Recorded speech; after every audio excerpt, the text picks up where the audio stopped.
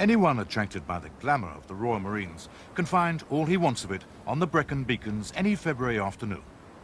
These young officers, in the fifth of their 12 months of training, can't speak too highly of the glamour. There's no such thing as waterproof clothing, garments. They just don't exist. Everything gets wet. It's like socks and gloves you can stow under your armpits or in your groin to keep dry. It's not very pleasant, but they do heat up within a couple of hours. You've got a dry pair of socks, which is severely good news in these conditions. But are you carrying little packages under your arm? I'll get out the goods here if I can. Yeah, that's they've been in about half an hour and, you know, they're still damp, but they're drying off. I can feel they're drying off already. And I won't bother to go into what's down there, but I've got some more stuff. I've got a pair of gloves down there. It tends to get me down a bit if I do think about home, warm things like that. Quite frankly, I just switch off. But switching off is not a popular concept in the Marines. Switching off is what civilians do. Now, what worries me at this stage is that first of all, your personal standards of patrolling and skills have fallen off the plot, as far as I'm concerned. You must get a grip of your personal skills, your patrolling skills, your individual skills. Because if you don't, when you're a troop commander, the standards you reflect will very rapidly be reflected for better or worse than the blokes you command. Let me put it... Civilianship, in short, is a nasty habit that has to be renounced. Yes, they have, as you say, vestigial traces of the civilian still in them, which I think is perhaps a bit disappointing at this stage. I think they really will affect their transformation over the course of the next 10 to 14 weeks, which leads them up to their commando course and their Green Beret. They'll criticise me for this, but to me at the moment, it is a job. It's not a way of life. I haven't become a military person. I think I've said before that at the weekends I'm a civilian. I will be a civilian. I'm my own person, and they're not going to create a military stereotype out of me, and I'm not going to become just a soldier. I'm going to be me first, and then we'll see what happens. For his 3 days on a bleak mountainside, Peter Cameron, a Cambridge graduate, has brought an appropriate book. Well, a book called Hard Times by Charles Dickens. The training is remorseless. When it's not marching or the mountains, it's the lecture room. Glasnost is not high on the curriculum. Here, they meet the enemy. Well, good afternoon, gentlemen. Essentially, the object of our intellectual attentions this afternoon is this chap, the Soviet soldier, and the way in which he thinks. On this picture here, we see a senior sergeant kissing the Soviet flag, and the caption reads, "They remain faithful to the heroic traditions of our army and of our people." It's Afghan army which protects Afghanistan, not Soviet. We conduct protection means, protect socialism. And socialism is, an inevitable course. It is progressive social structure. And by words of Lenin, by words of Brezhnev, by words of Marxism, socialism is an international inevitability. It is like exciting experience. When it rains on Saturday, you should just lie back and enjoy it.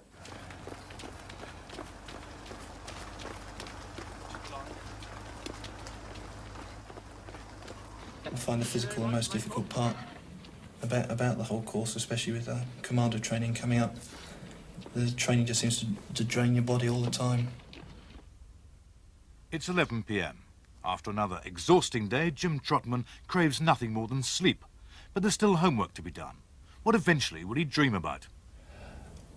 Home. Outside life, really. Once you get under your duvet, then it's a different world. Until the alarm goes off at 6:15 again. Mainly I'm so tired, I just wake up, head hits the pillow, next thing I know, 6:15, and off we go again. Right, shut up, Mr. Thorpe. Listen, it's my turn to talk, if you don't mind. What we're going to do today, now that you have completed part of your tactical training, is just do a small pause and consider what you've learnt so far and try and generate a new spirit for the rest of your tactical training. And what I'm trying to refer to now is a generation from knowledge, pure knowledge, which is what we've been teaching up to now, to the application of a bit of individual flair. Each officer takes his turn commanding extremely realistic exercises.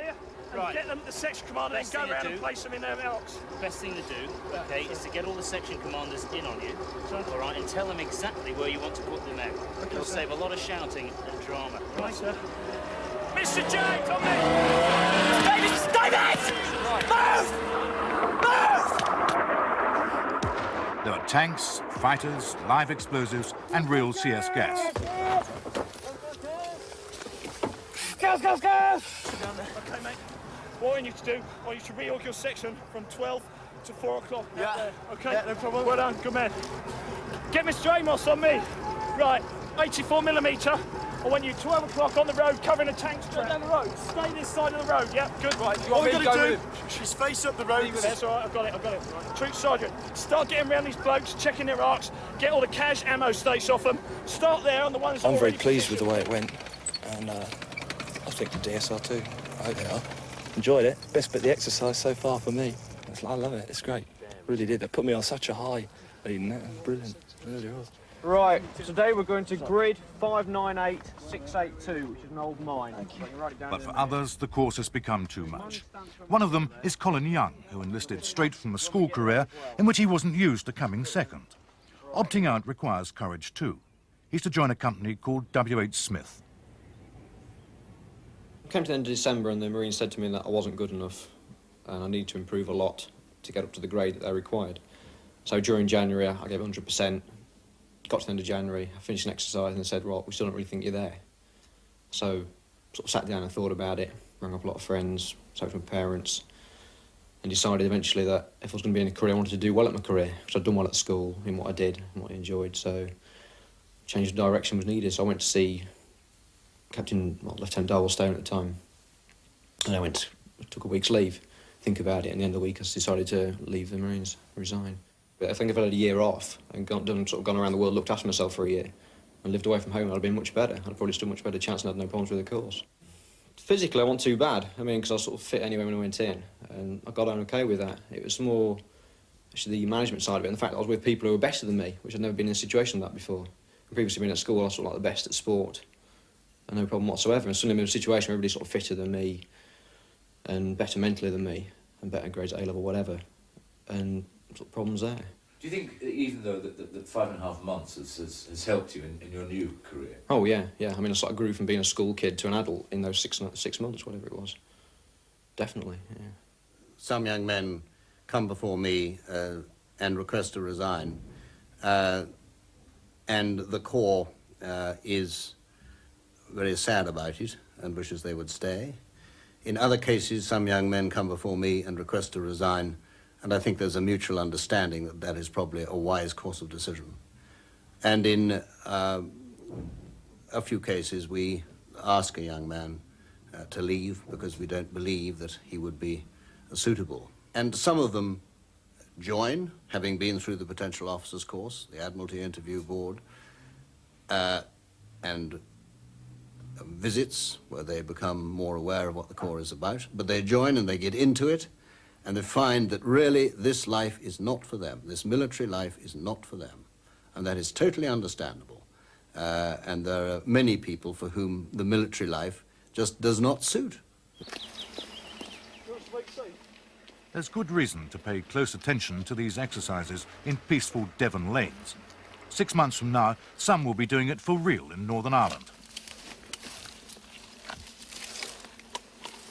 Right, and where have you just come from? Where do you live? Where do I live? I live in Exeter. Have you just driven from Exeter just now? Yes, I have. Right, gentlemen, if you could drive along just to where the man in the green jacket is standing and pull the car to the side of the road and get out of the car. Where you've got some room to give another vehicle a chance to pass. In the left now, please. Now! Stop it! Yeah.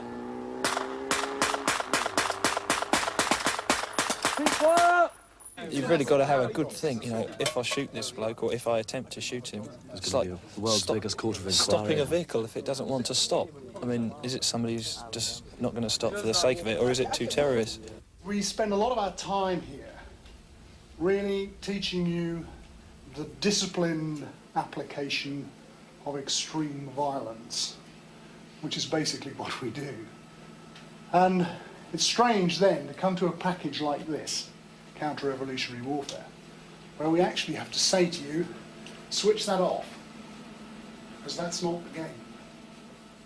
And in this case, more force was used, and there is absolutely no doubt that that situation would have ended up in a court of law, and the person responsible would undoubtedly have received some form of punishment in a civil court. That incident, demanding instant decision, provokes them to consider their work ethic, killing people. Given it a bit more thought, certainly, since I've been in training, but I think I'll have to do it, really, if as a troop commander.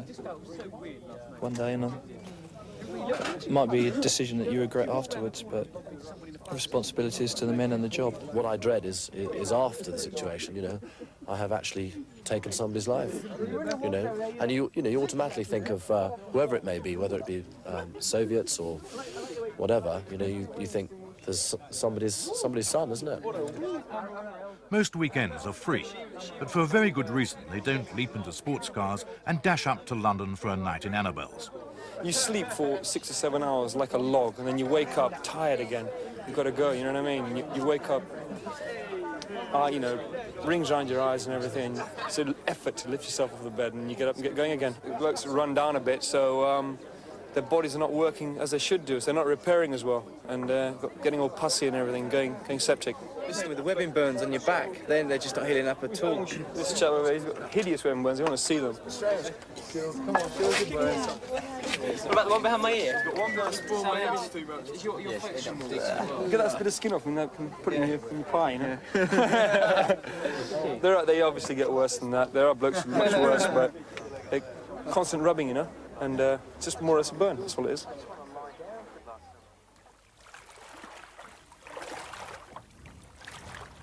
I've always found fishing quite relaxing. Certainly at the end of the week, you're ready for a break. It's good to get away from the regular crowd, to do something different. It seems a bit ironic, really, that we slog our guts out most of the time on Dartmoor, wade through bogs and ford streams and things, and then it's exactly what I come and do at the weekends as well, so... I still quite like Dartmoor. I think in many ways I'm pretty much unemployable as your average office-type worker, and I think many of the people in the batch are. And I find many of the lectures now very mundane, and rather some of them... Better watch what I'm saying here.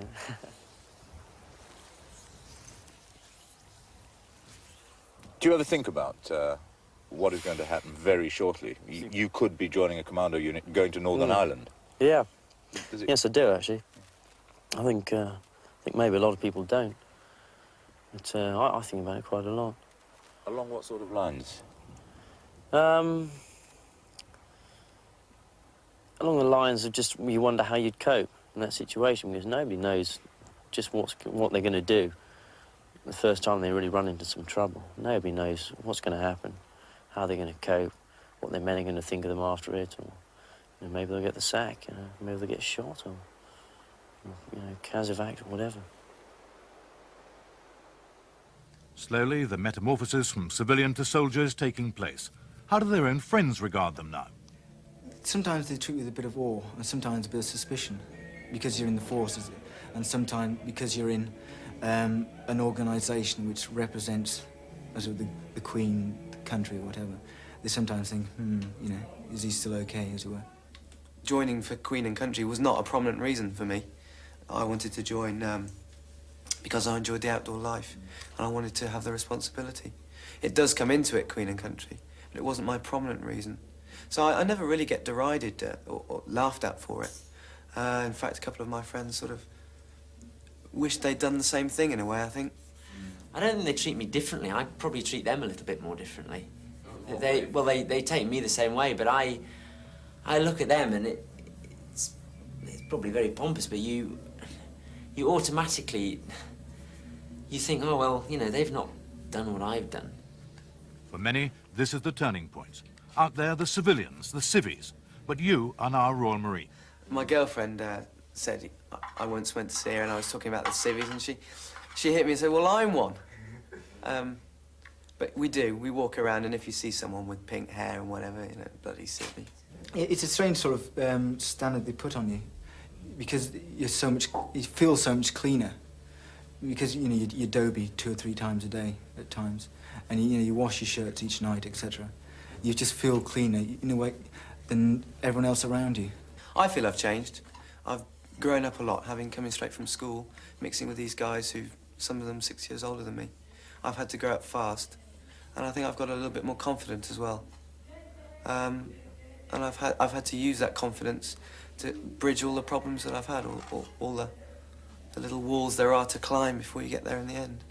The crucial commando tests are about to start. Peter Ainsworth, who won no marks for arriving on the course in an RAF bomber jacket, has a severe ankle sprain.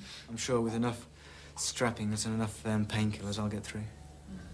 But I'll get through somehow. Stand by. Go.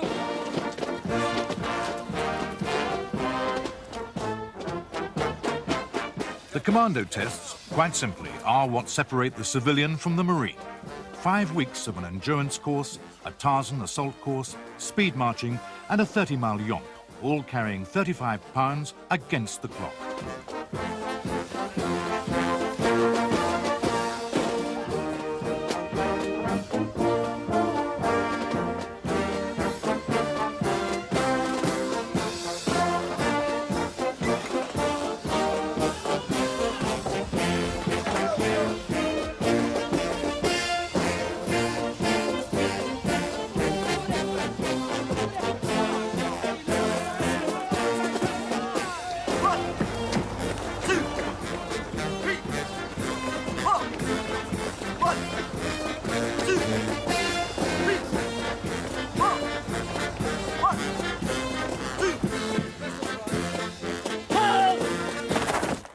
Very good. Well done, gentlemen. One of the better 9-mile speed marches I've seen off a batch. Well done indeed. Ainsworth vibrates with pain after the speed march. Another man, having come this far, decides it's no longer worth it. He quits and walks from the Royal Marines forever.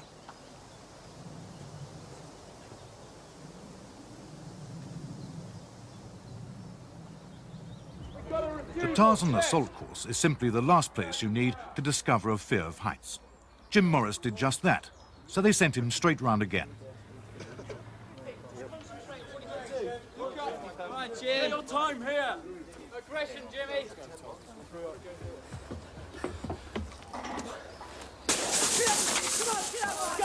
Come on. Jim, you're doing well. Come on, Keeper, remember, Basuk, you might have an all the rest of it. Get out there. Come on.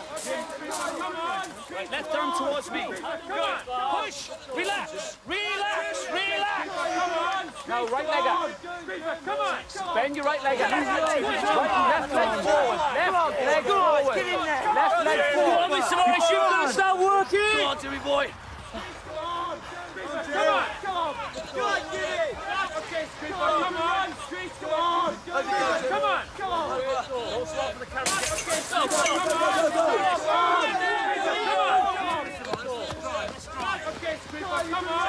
Let's go. Come on then, sir. Work hard. That's still good. Come on. Don't overstretch. Toes in. Use the block. Come on. Sir, take control of yourself. Toes in. Don't lean back. Toes in. That's it. All the way. Toes in. Don't overstretch. Don't overstretch, sir. Just keep that going and you're all right. Come on. Made it. Don't throw your weapon down, or else it'll be 20 press up.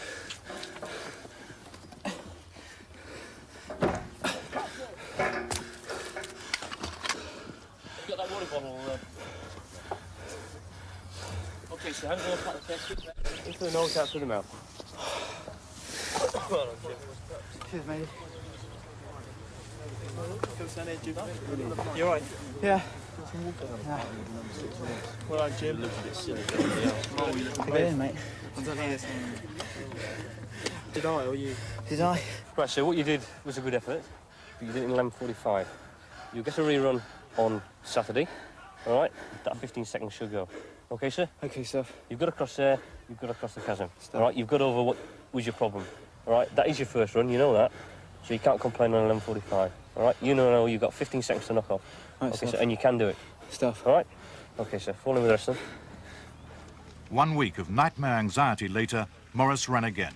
He beat the qualifying time by a remarkable 30 seconds. Okay, gents, well done this morning. Good effort.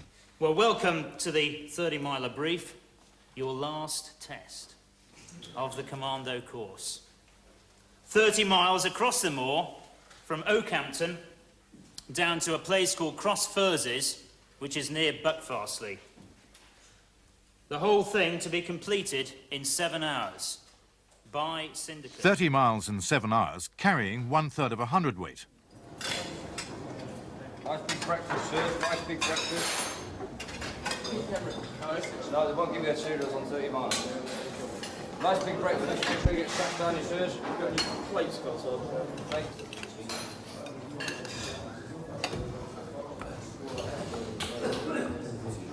Everybody's a little bit nervous.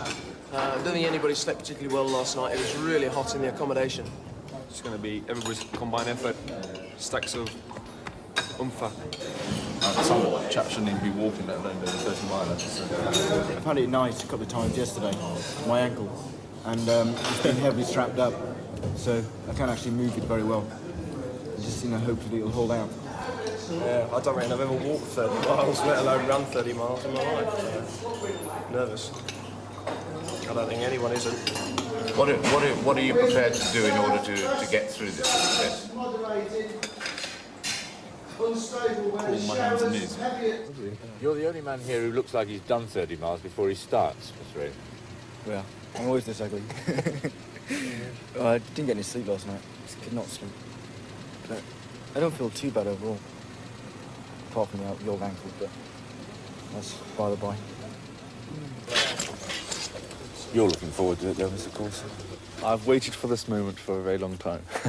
Well, Mr. Colson, as soon as you're looking forward to it so much, you've got 10 seconds to go. Excellent. On your marks. Mr. Fothergill, get with them. Yep, sir.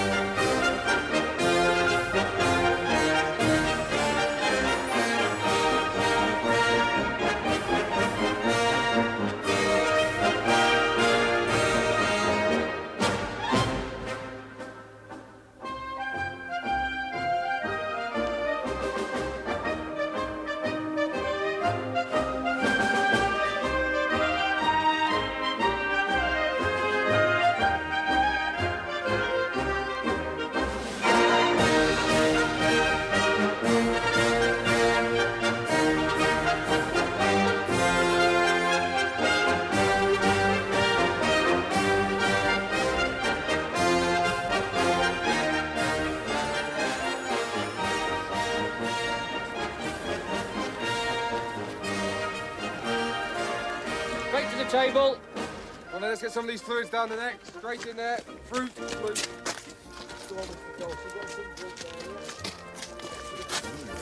I say, get it down. Sip it, sirs. Don't gulp it. I'm rapidly running out of painkillers. You're running out of painkillers? I've got about 2 left. Let's go.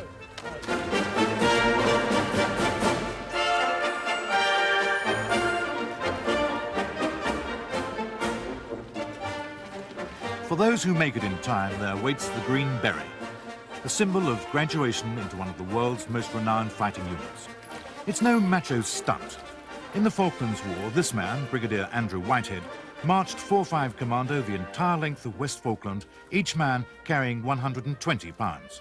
When they got there, they had a battle to fight. Ainsworth hobbles on in the wake of that tradition.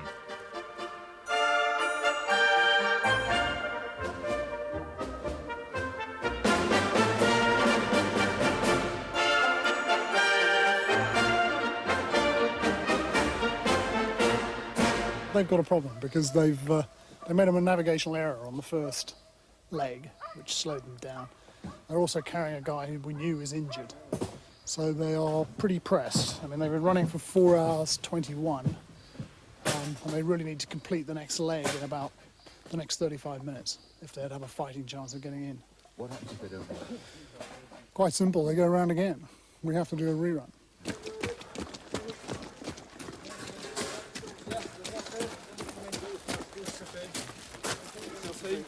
Top up your water bottles over there on the left and get the pies down you. It's important to eat the whole of the pie. Mr. Phillips. It may slow you down. Okay. All right. Mr. Morris.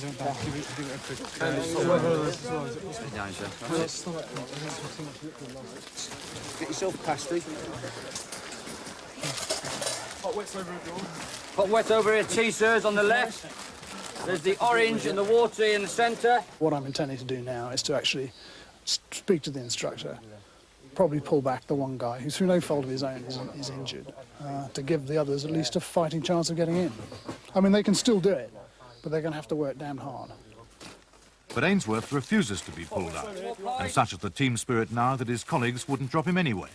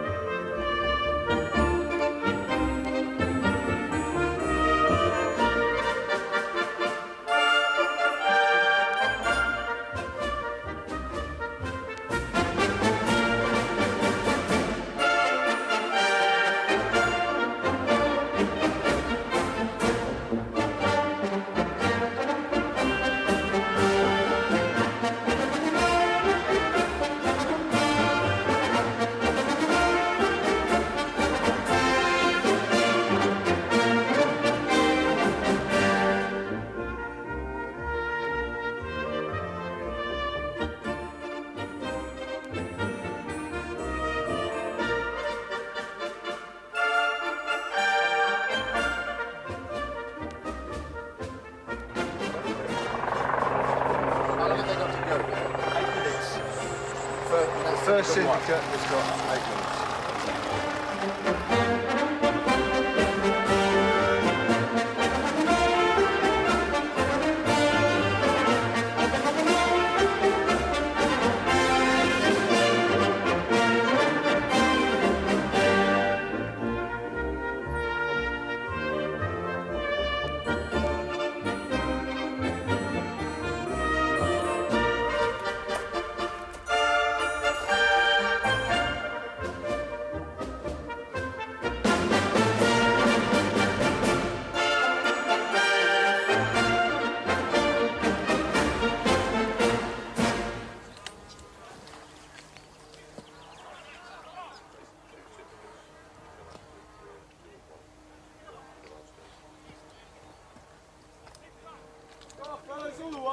Come on, men, well done. Well done. Come on, sirs, heads up, heads up, come on. Okay, well done, men, that's terrific. Straight in the field. Well done, guys. Well done. Head to the field. Well done, guys. Good effort, good effort. Sirs, listen in. Okay, so drop your kit where it is. In syndicates. Well done, one section. You aged me 20 years, you buggers. Well done. Well done. Well done. Well done. You're an auto. Good effort, sir, well done. Good effort. Kenworthy? Keep the radio there and everything, okay? So that's Where are you, men?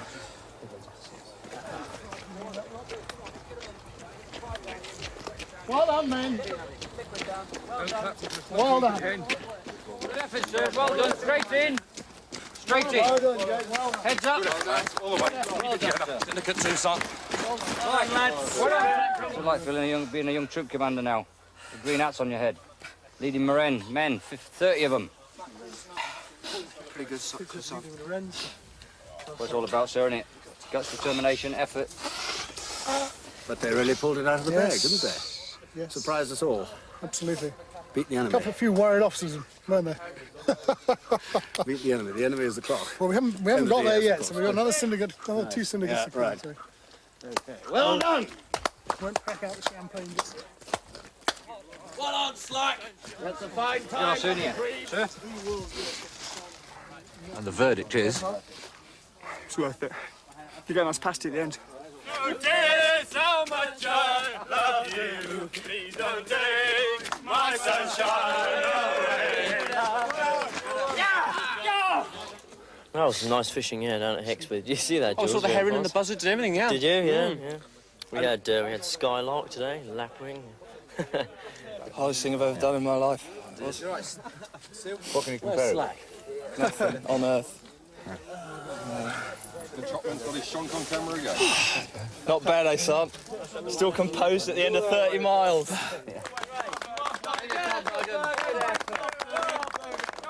Andrew Colson, the man who said he'd crawl it on hands and knees if necessary, has missed the deadline by just 10 minutes. Don't worry, matey. Don't worry. Okay, sir, just take him straight in the gate, give him some water, give him a hot wet down him. Okay? Yeah? Come on, here, come on. Sir. It's all sorted out. Hey? All sorted out, sir. The following week, Coulson did a remarkable thing. He ran the 30 miles again, won his green beret, and resigned from the Marines the very next day. You want to walk around to the back of the trolley just to sit for a second or two in the shade? Go down it. So what else is there to do now? Try and stand to attention in front of the brigadier. Arms up, sir. Look left, John. The award of the Green Berets to YO, September 1987. Second Lieutenant Ainsworth.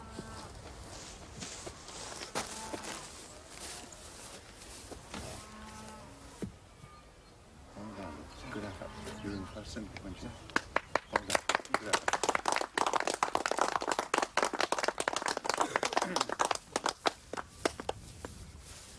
Well done, sir.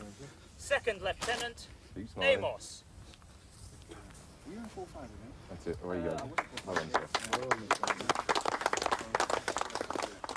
Ainsworth's literally staggering performance means that of the 29 men who started the course 10 months ago, 19 have passed. The yomping may be over for a while, but the learning goes on. The Marines now put to sea with the Royal Navy. HMS Intrepid is a kind of floating fortress that can transport 400 men, tanks, arms and equipment to any part of the world. We've been able to welcome you to a real fighting arm of the Royal Marines, HMS Intrepid. Do enjoy a glass with us. It's our pleasure to have you here, and hope you're having a nice break and whatever it is you're supposed to be doing. And tomorrow we'll try to arrange rain and snow for you. But in the meantime, enjoy a quiet passage down the west coast and have a beer. Nice to see you all.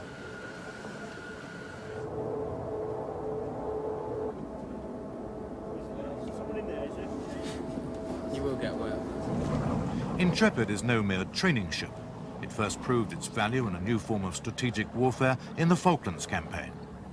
In their role as specialist amphibious infantry, the young officers now have to master a whole new range of dangerous toys. Helicopters, landing craft and the high-speed rigid raiders.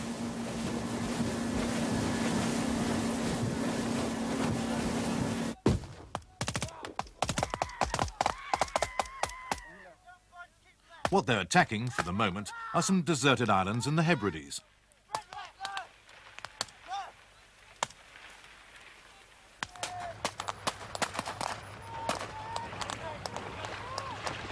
The unique idea of officers training alongside their men creates a strong bond between the leader and the led. An officer corps built on the class system would not be appreciated. I get this impression that the type of officer the Corps is recruiting now is quite different from even 7 or 8 years ago. And that they're now looking for the right qualities, leadership, determination, courage, fitness, unselfishness, all the real qualities of a leader, rather than maybe someone who's come from the right school and speaks with the right accent. And now they're getting guys who really, on the face of it, you wouldn't think would be a Royal Marines officer. They're sometimes the best guys. You know, that the recruits, or the Marines as it will be soon, can identify with him. And they'll follow him anywhere. As they head off for the next stage of their careers, they now have to sustain that rapport without undermining discipline. Here's John Ross taking his first ever inspection. How you going? Feeling okay? Yes, sir. Good. It's the first time I've done it, and I'm not so sure of the standards at which I should set my, let's say, my ferocity for the level of dirt. How angry you're meant to get for one piece of fluff. Find anything all right? Fine, sir. Yeah. Good. I have this sort of paranoid feeling that maybe I'm not quite perfect. I keep thinking, you know, maybe I've got some bit of fluff on me and they're going to look at me and think. You just have to overcome that and go for it, really.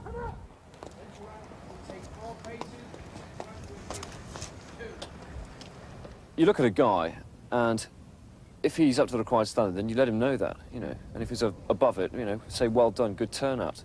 And the next guy, who may well be below, and you give him the same sort of treatment, and bollock him. So delegate down. You can't learn authority from a book. It comes from experience, and the Royal Marines have a theatrical way of teaching it.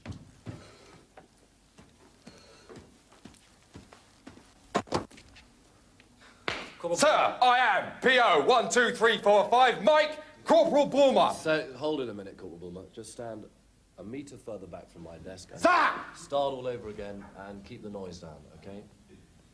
Sir, I am PO 12345 Mike Sergeant... wrong. I'll never be a sergeant at this rate, will I, sir? Corporal Bulmer. Very good, Corporal Bulmer. Right, what have you come to see me about? Right, sir, it's about this 365A. Do you mind if I stand at ease, sir? Thank you.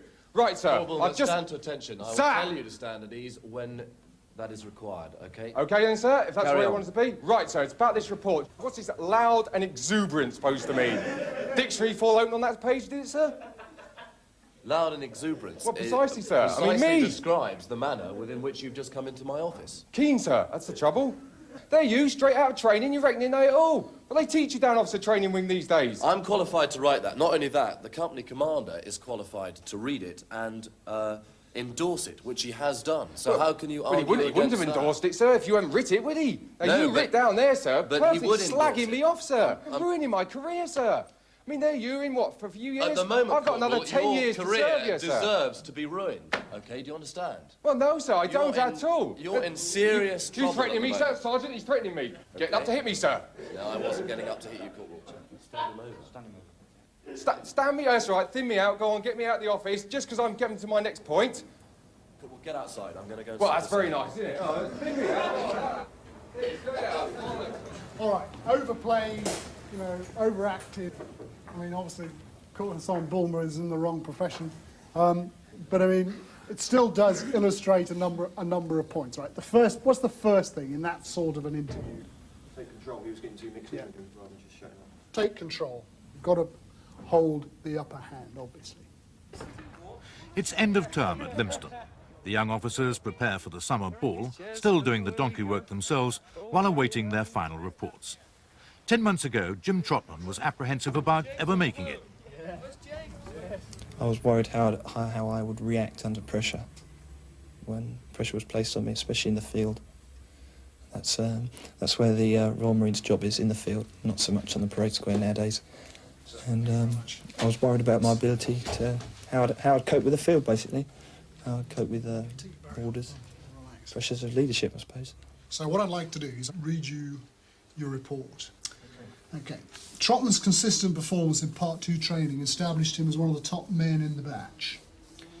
Affable, sincere, and with some humility, Trotman's greatest asset is his personality. I'm different, really. I work the military way. And when you go back into civilian life, you don't really feel part of it. My mother said to me that she can see me having enormous problems adjusting back. That's why I've only joined for a short service. The only criticism one could offer is that occasionally he might be taken advantage of. The contest for the Sword of Honour was fierce, and he missed it by a whisker. An excellent year for this able young man. In some ways, you tend to look down upon people in civilian life because they've not done what you've done. And I try to stop myself from doing that because that's wrong. In some ways, I do find myself comparing.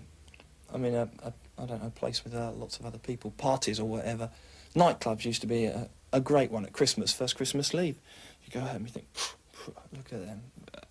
No, nobbins, you think, no, sillies. And then you think, well, hang on. I'm the odd one out here. It's not them, it's me. It's me, I'm different. Why am I thinking like that? And I didn't used to think like that, and I did at Christmas. So, and what I did between the summer and Christmas is join the Marines.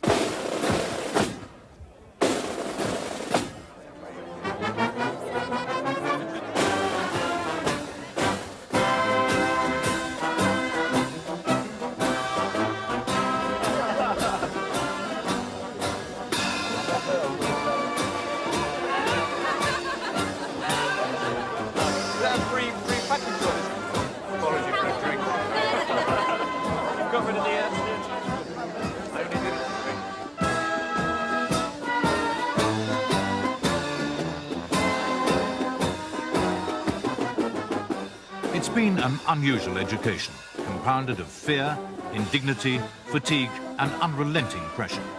And it's produced 19 examples of precisely what the Royal Marines intended to produce. Officers with brains, courage, resilience and endurance. Battles are not fought to Union hours. They've even learned how to wash their socks, and the man who taught them that, Sergeant Major Williams, returns for their passing out parade. The wrath of God is now a paragon of civility. This horrible...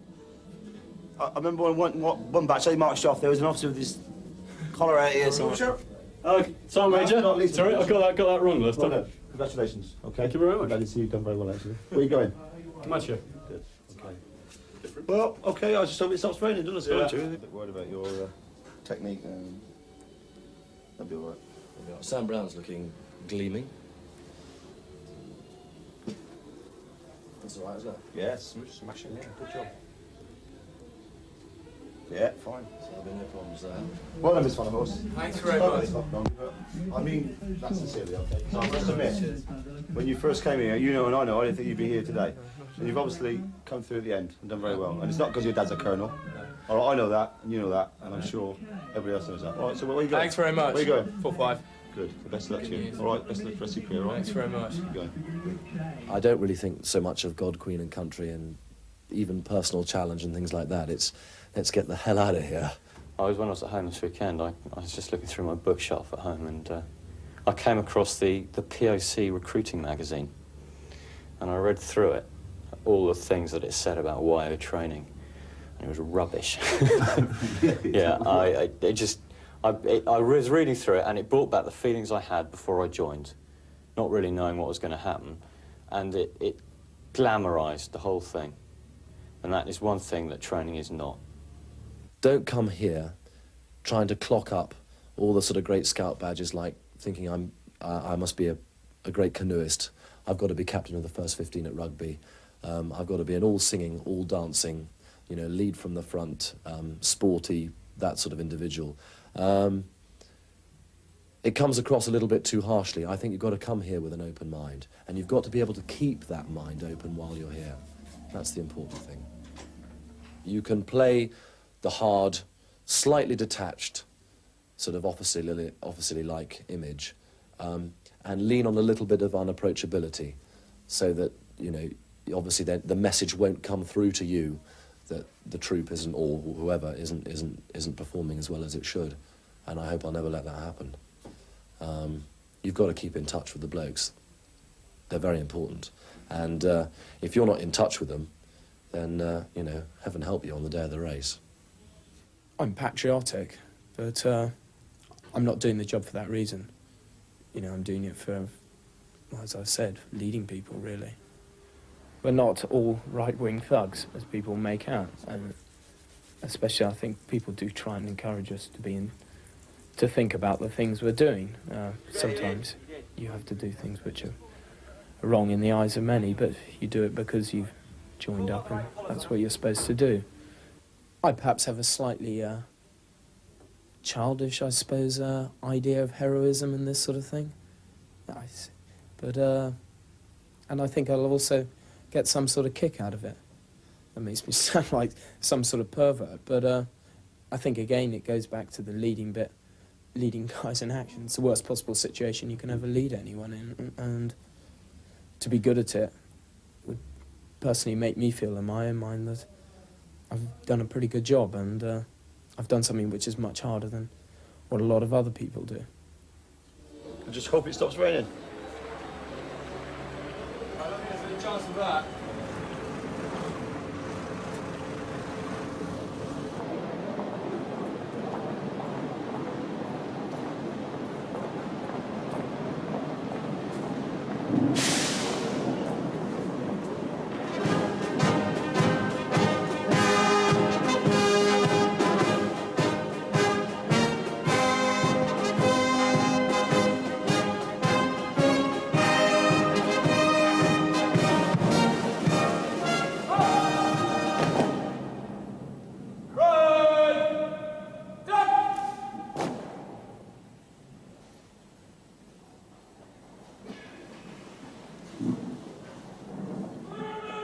The Sword of Honour is presented by Lieutenant General Sir Martin Garrett, Commandant General of the Royal Marines.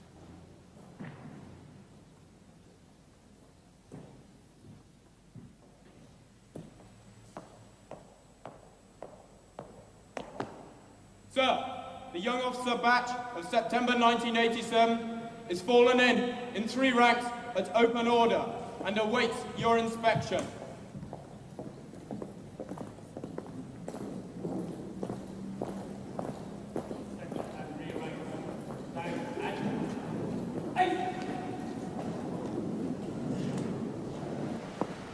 The Royal Marines Sword of Honour, awarded by the Admiralty Board and presented by Wilkinson Sword to the most outstanding young officer of his batch, Acting Lieutenant Van der Horst.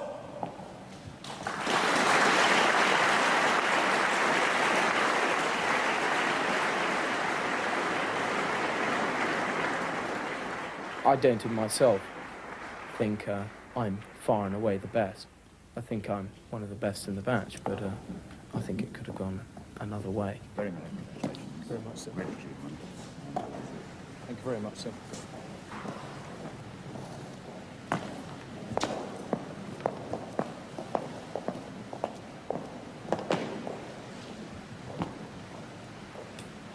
Right, left!